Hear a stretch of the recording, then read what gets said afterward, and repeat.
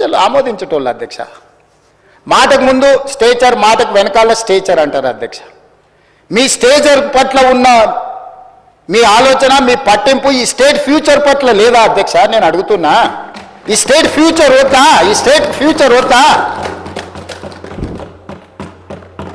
మీ stature గురించే మీ తాపత్రయమా? ఒకనాడు మీరు అధికారంలో ఉన్నారు, మీ పార్టీకి అధికార పార్టీకి స్టేచర్ ఉండే. 2023 డిసెంబర్ 3 తారీఖు నాడు అధికారం నుంచి ప్రధాన ప్రతిపక్ష పార్టీ స్టేచర్ ఇచ్చారు. ప్రతిపక్ష పార్టీ స్టేచర్ అది మీ పార్టీకి. 2024 మే జూన్లో పార్లమెంట్ జరిగింది, గుండు సున్నా ఇచ్చిండ్రు, మీ పార్టీని మార్చరీకి పంపించారు. నేనేం తప్పు మాట్లాడినా అధ్యక్ష? ఏమన్నా నేను? ఆనాడు మీరు అధికారంలో ఉన్నారు, స్టేచర్ ఉండే, తర్వాత ప్రతిపక్షం స్టేచర్ పడిపోయింది, ఆ తర్వాత గుండు సున్నా వచ్చి 8 డిపాజిట్లు పోయినాక మార్చరీలకు పోయిందని అన్న అధ్యక్ష. నేనేమన్నా అధ్యక్ష? అందులో తప్పేముంది అధ్యక్ష? బీఆర్ఎస్ ఈరోజు మార్చరీలో ఉందని నేను చెప్పిన అధ్యక్ష. దాన్ని ఒక వ్యక్తిని అన్నట్టుగాను, పెద్ద ఆయన్ని చంద్రశేఖరరావు గారు నేను అన్నట్టుగా హరీష్ రావు గారు, కేటీఆర్ గారు చిత్రీకరిస్తున్నారు అధ్యక్ష.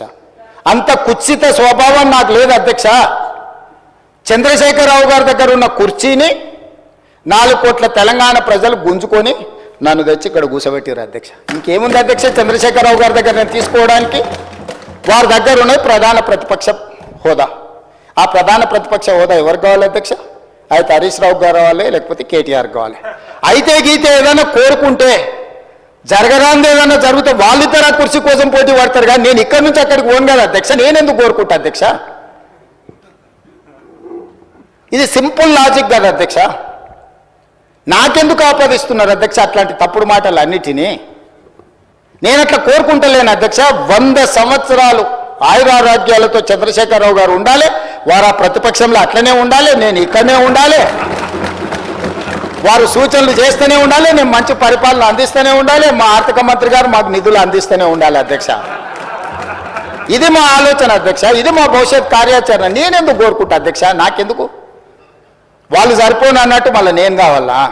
వాళ్ళ ఇంట్లోనే పోటీలు పడుతారు నలుగురు, ఎవరు అందులోకి రావాలి? మా మిత్రుడు మహేశ్వర్ రెడ్డి గారు కూడా ఉన్నారు.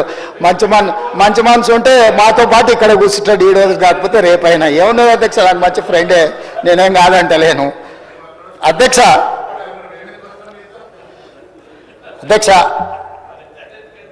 10 సంవత్సరాల వాళ్ళ పరిపాలనలో ఈ తెలంగాణ రైతాంగానికి జరిగిన సంక్షేమం కానీ, అభివృద్ధి కానీ, చేసిన రుణమాఫీ కానీ, లేకపోతే కొనుగోలు చేసిన వడ్లు కానీ, కందులు కానీ, పత్తి కానీ, మిర్చి కానీ, పసుపు కానీ, సోయాబీన్ కానీ, ఏ పంటల గురించి అయినా, పండించిన పంటల గురించి, లేకపోతే కొనుగోలు చేసిన పంటల గురించి, లేకపోతే విధానపరమైన నిర్ణయాలు అగ్రికల్చర్ పాలసీ గురించి కానీ, ఎనర్జీ పాలసీ గురించి కానీ, ఇంకేదైనా పాలసీ గురించి కానీ, రైతుల గురించి ఎప్పుడైనా మేము చర్చకు సిద్ధంగా ఉన్నాము. చంద్రశేఖరరావు గారిని తారీఖు చెప్పమని నేను మా సంబంధిత శాఖ మంత్రులను రిక్వెస్ట్ చేస్తూ, తమరిని కూడా నేను రిక్వెస్ట్ చేస్తున్నా.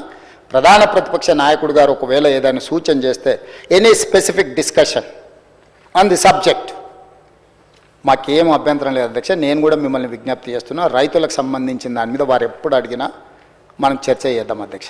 అదేవిధంగా అధ్యక్ష, మహిళలు ఆడబిడ్డలు ఆశీర్వదించి రేవంత్ అన్న అని, పెద్దోళ్ళు మా బిడ్డ, మా పిల్లగాడు, మా ఇంట్లో పిల్లగాడని అనుకోవడం వల్లనే ఈరోజు నేను ఇక్కడికి వచ్చిన అధ్యక్ష. ఆడబిడ్డల ఆశీర్వాదం లేకుండా ఈరోజు నేను ఇక్కడ లేను.